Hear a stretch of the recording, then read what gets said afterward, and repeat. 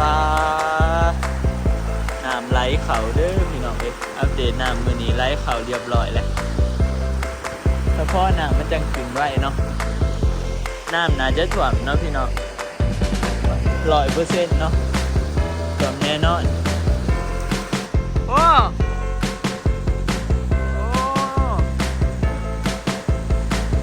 หมอกาย่างเฉยมันยังย่างได้อยู่เว้ย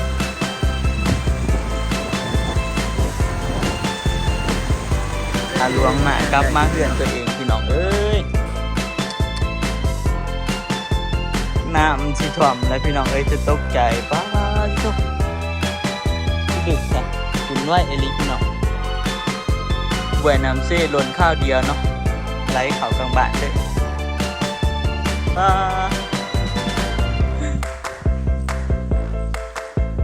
สาระเลย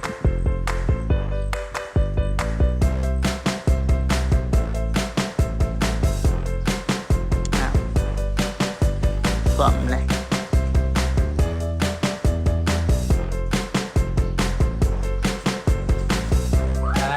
พี่น้อง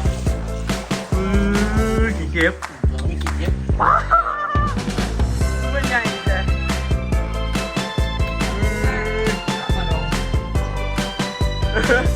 ใครอยากดองได้ด้วยฮะ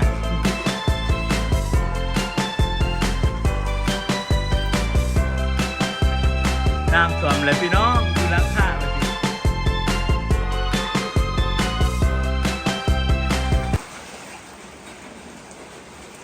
สบายดีพี่น้องการทักทายสบายดีสวัสดีพี่ทุกคนเด้อเนาะ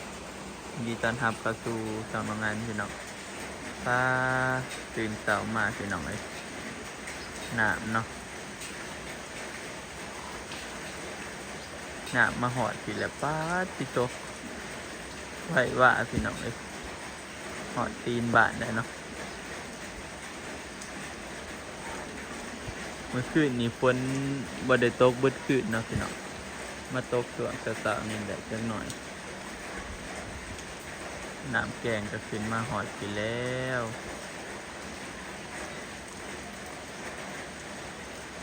พี่น้องเอ้ยพี่หอดเปลือกนี่พี่น้ำขึ้นไว้แห้งพี่น้องน้ำสีท่วมคักๆแบบนี้คันฝนตกมาอีกเนาะ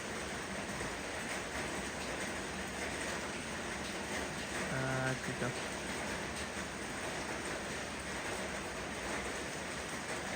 พวกเขาจะพายเหือพี่น้องใส่หม้อเล่นคือเล่นใส่หม้อแค่น้ำแค่วันหน้าหม้อน้ำแกงนี่เนาะน้ำขึ้นร้ายครับ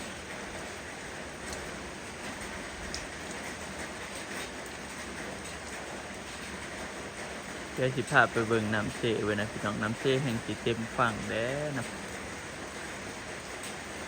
น้ำแกงก็ยังสีหอยพี่เลยสิบอกอยู่ไปได้น้ำเซ่นี่พี่น้องฝนก็ยังตกอยู่แต่ตกว่าแห้งแค่นี้เนาะเดี๋ยวสิพาพี่น้องไปเบิ่งน้ำเซ่ไว้ป้าพี่น้องเอ้ยน้ำแกงขึ้นเดี๋ยวสิพาพี่น้องมาเบิ่งปลาขึ้นมาหอดบิดแล้วพี่น้องเอ้ยคุณนะปลาที่โจขึ้นมาหอดหน้าปลาเหม่งแล้วเนาะถ่วมข้างหน้าเบิดแล้วพี่น้องโอ้ที่โจถ่วมข้างหน้าเบิด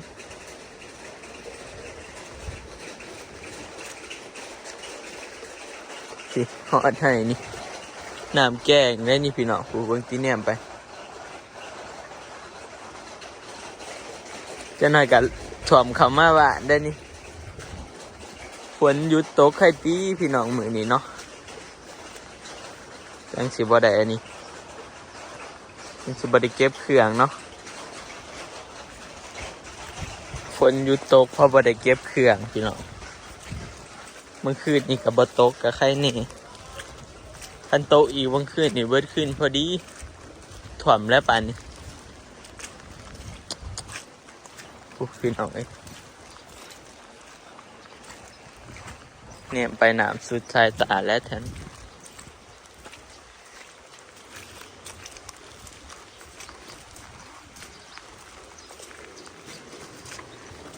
ปลาบ่อนี้เฮงได้เติบเลย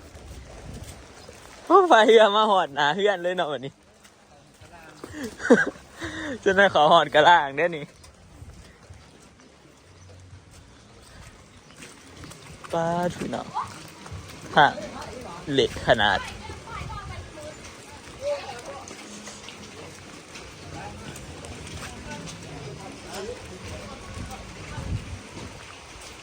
คุณนะทางความเหล็กเท่าคันโมมีอันนี้จักสิทำใดคันปีนี้บริเวณคอนกรีตในทางเกสิเดสำใดพี่น้องฝนตกขึ้นอันนี้เบื้องไหนน่าจะหล่นฝั่งนะพี่น้องเบื้องทาหลวงเนาะเพราะว่าน้ำแกงมันจังหลวงน้ำเส้ไหลเขาน้ำแกงมันก็หอดอันนี้หอดหนาบานเลย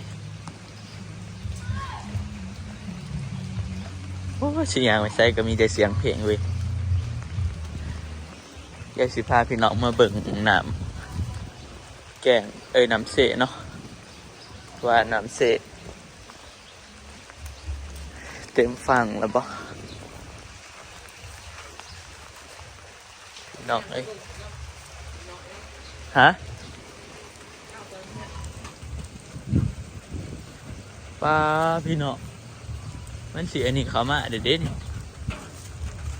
มันสิรถเขามาบ้านเด็ดนี่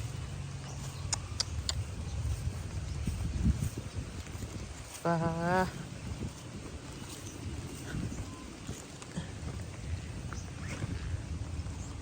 พี่น้องเต็มฟังปูน้ำไหลบางแห้งๆมันนึงน้ำไหลบางแห้งๆมันนึงฝนกระตกตลอดเป็นฝอยตลอด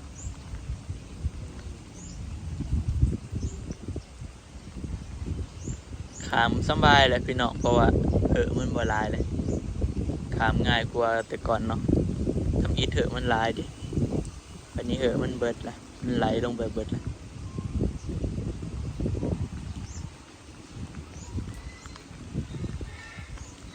น้ำกัดเต็มฟังพี่น้อง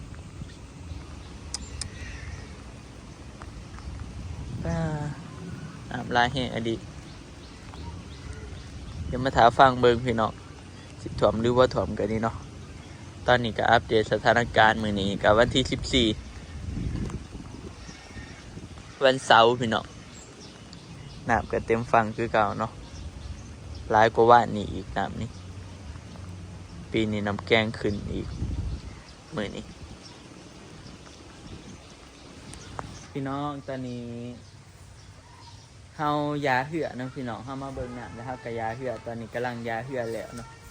ยาเหือแล้วเดี๋ยวสิพาพี่น้องย่างไปปุ๊บเดี๋ยวสิพามาเบิ่งเหือก่อนเหือหน่อยเนาะเฮายาพี่น้องยาแบบเร่งด่วนเนาะเอาอันนี้ยาเอากาพี่น้องอันยากับบอบบี้แต่ว่าเหือมันบ่ได้หัวปานใดดอกพี่น้องมันหัวเล็กๆน้อยๆแต่อีเมลเราอยากยาเนาะกับยาให้นี่แหละ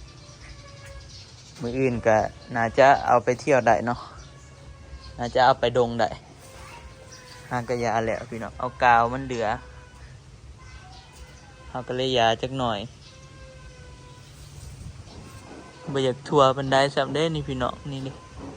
กาวเวิร์ดก่อนเนาะไปได้ซ้ำนี่ก็ได้อีดอกพี่น้องมืออื่นก็เอาไปลงอันนั้นได้ลงน้ำได้ไปเดี๋ยวสิพาพี่น้องย่างไปเบิ่งน้ำเบื้องนั้นเนาะเบื้องทาหลวงมันไหลเข่าแล้วพี่น้องไหลเข่าแบบแห้งเมื่อวานนี้ไหลเข่าอยู่แต่บ่แห้งเนาะเดี๋ยวสิพามาเบิ่งบ่อนนี่ก่อนบ่อนนี่ก็ไหลเข่าพี่น้องมันไหลเข้ามาตามห้องน้ำตัวนี้เป็นห้องน้ำเป่งน้ำออกได้นี่บัดนี้น้ำ เซมันหล่นเข้ามาทางห้องนี้เนาะนี่ปลาบ่อนนี้แห้งอันนั้นรวงกันเลยพี่น้องนี่เลยบ่อนนี้เป็นบ่อนทาครัวเนาะรวงกันเลยกับหนทางนี่ดิจะหน่อยกับถ่วมหอดหนทางหันได้พี่น้องอัปเดตสถานการณ์ตอนนี้เนาะน้ำขึ้นแห้งพี่น้องไหลเข้ามาเลยเนาะเบิ่งเก็บมันขึ้นพี่น้องเดี๋ยวสิพายางไปเบิ่งเบื้องนั่นเนาะพายางไปเบิ่งน้ำแล้วถ่ายหลวงว่าเป็นจะพร้อมเห็นก่อนป้าพี่น้องอยากออกมาจากบ้านเขาจังหน่อยเนาะอันนี้พอดีมานี่ก็เจอน้ำเลย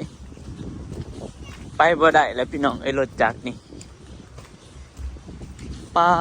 สิว่าเห็นอันนี้เด้เนี่ย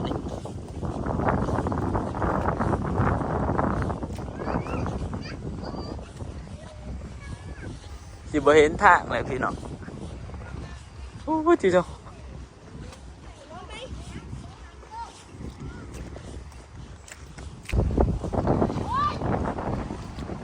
พี่น้องหูมันไหลบ่อนน่ะว่าแห้งๆมันนี่กูได้น่ะสอนอยู่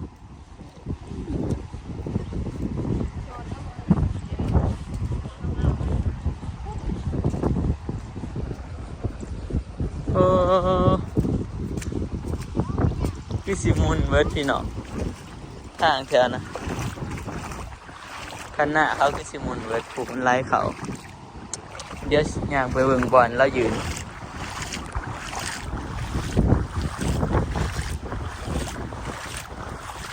ป้าเป็นตะยะในลิ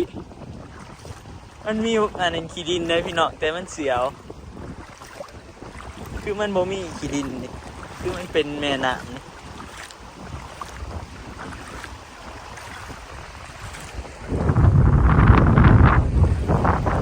เสียงน้ำไหลพี่น้องว่านะจะมาสอนเอียงอยู่ดิจะมาสอนเอียงอยู่นี่ได้อยู่ว่ากู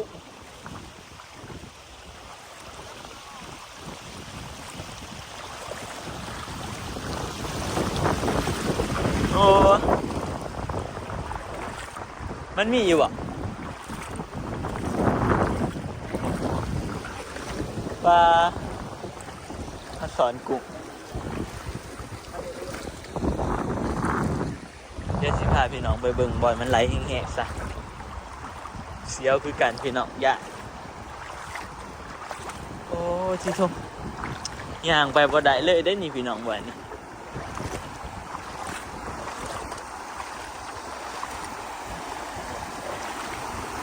ปลาน้ำไหลเข่าเด้อพี่น้องอัปเดตน้ำมื้อนี้ไหลเข่าเรียบร้อยแล้วเฉพาะน้ำมันจังขึ้นไว้เนาะน้ำน่าจะท่วมเนาะพี่น้อง100%เนาะท่วมแน่นอนแต่สีท่วมบ่แห้งท่วมพอจะให้เฮาเก็บเครื่องเก็บของเนาะพี่น้องน้ำมันไหลเข่าจังสิท่วม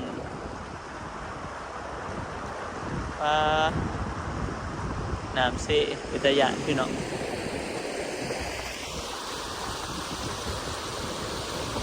น้ำปีนี้ท่วมไว้ดีพี่น้องท่วมไว้ท่วมว่าท่วมตั้งแต่เดือน7ถูกพี่น้องบอนเลิศทุ่งเฮียนกระท่วมไปเนาะวันนี้แหละตัวสิไปใช้นี่ตัวสิเมื่อวันน้อยบ่ย่างได้บ่อยู่นี่ย่างได้ใช่บ่อะไรโอ้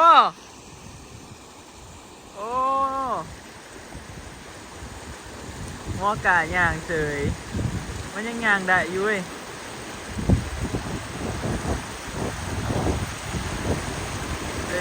เนี่ยได้อยู่พี่น้องแต่หากเป็นตะยานเนาะมันเป็นหมู่บ้านน้อยเลยพี่น้องเขาจะต้องเดินทางเขาต้องเดินย่างไปทางเขาสีย่างไปทางนี่มันเป็นไฮหน้าเขาแต่มันค่าคัดหัวนะมันย่างพี่น้อง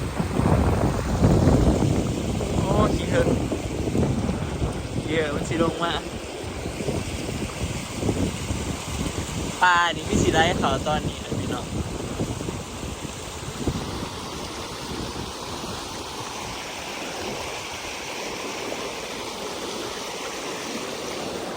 ปลาจิโจอัปเดตน้ำมือนี้เนาะพี่น้องวันที่14เนาะน้ำไหลเข้าบ้านเรียบร้อยแล้วนี่แต่มาเก็บเครื่องเนาะวันนี้เก็บเครื่องขายรถสิมุมมือแรงบ่เนาะสิไหลหอดเถื่อนจากสิมุมมือแรงหรือบ่จะต้องฝ่าเก็บ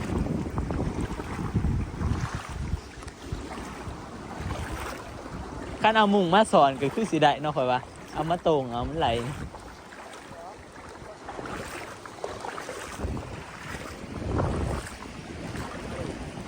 ก็ชื่อว่าย่างไปจะไป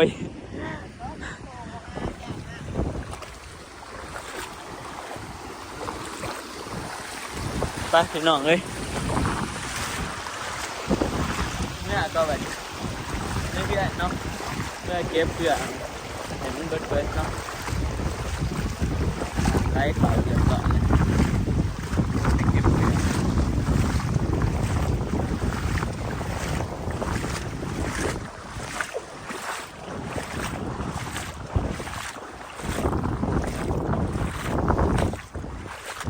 นี่น้อยไปเลยใส่หม้องว่าแถวอันไหนถือกอยู่บ่ยามแล้วบ่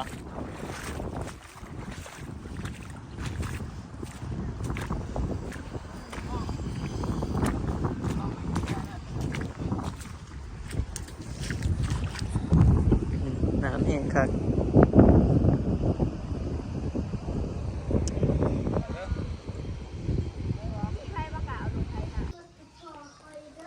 ป้าพี่น้องหลังจากไปอันนั้นมาเนาะไปเบิ่งน้ำอยู่ทาหลวงมากลับมาเหือนตัวเองพี่น้องเอ้ยน้ำสิท่วมแล้วพี่น้องเอ้ยจะตกใจป้าที่โตพี่ลึกค่ะขึ้นไหวเอลีพี่น้องบวยน้ำเซ่ล้นข้าวเดียวเนาะไหลเข่ากลางบ้านเลยเหลือแต่รถซุ่มนี่และพี่น้องซุ่มซาเล้งรถซุ่มรถจักรนี่เนาะรถซุ่มนะเอาไปนอกไปเลยย่างแต่รถ3-4 คันนี่แหละ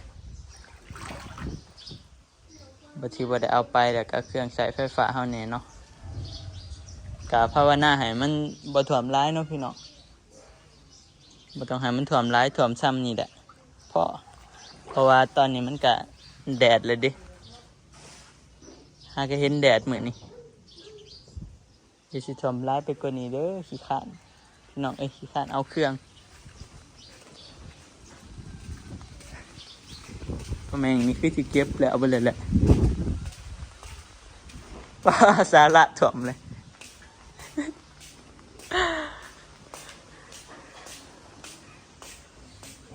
เก็บแล้วว่าป้าแม่งถ่วมสาระตัวนี้นะพี่น้องป้าถ่วมสาระเลย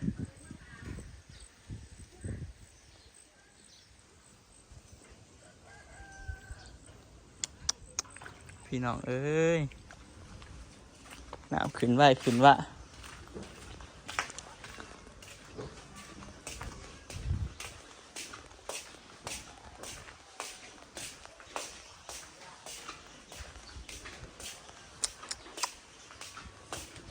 รถล้างพาหนะกันเนาะ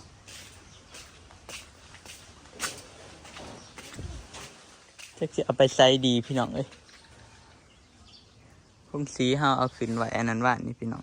ขึ้นไว้เราประแมงเนาะ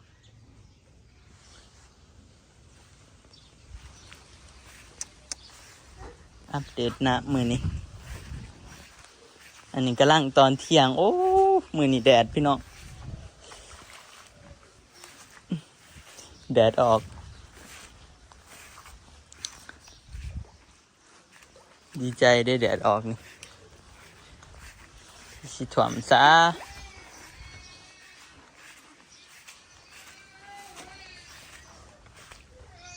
ปลาแมงบานกะไปถ่วมกะปลาแมงเลยกันโบอีก2-3 มื้อนี่ก็สิบ่เป็นหยังแล้วพี่น้องโอ้เบิ่งที่พี่น้องน้ำท่วมเลย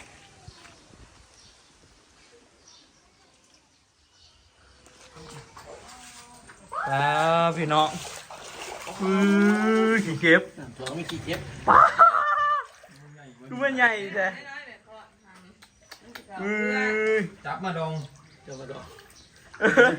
ใครอยากดองได้เลยฮะอาสิใหญ่ตุพี่น้องเลย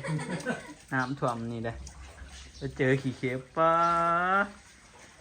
ได้เหรอเฮ็ดอุปุอยู่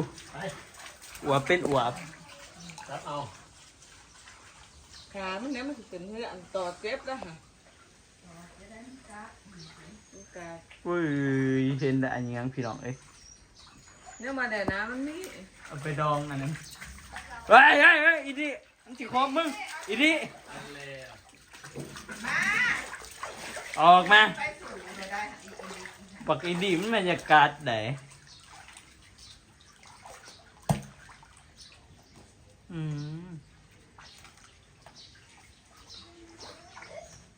พี่น้องไอ้ขี้เก็บมาจับมาไหมจับเอามันเห็นยังจับมันจะถิ่นมันใหม่มันจมลงน่ะจังหวะขามันเลยนะบ้างบ้างสูงจับไปถิ่นมันใหม่ป่ะเดี๋ยวบ้างมันตายเลยเดี๋ยวตั้งจะเอามันไปใส่บ่ขานวะมันไปทิมโอ้ย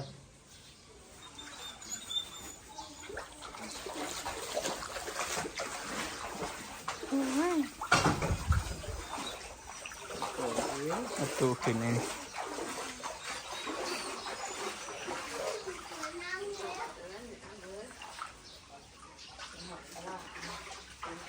พี่น้อง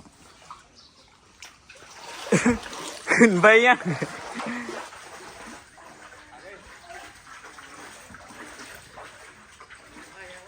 น้ำท่วมเลยพี่น้องอยู่หลังคาไปสิ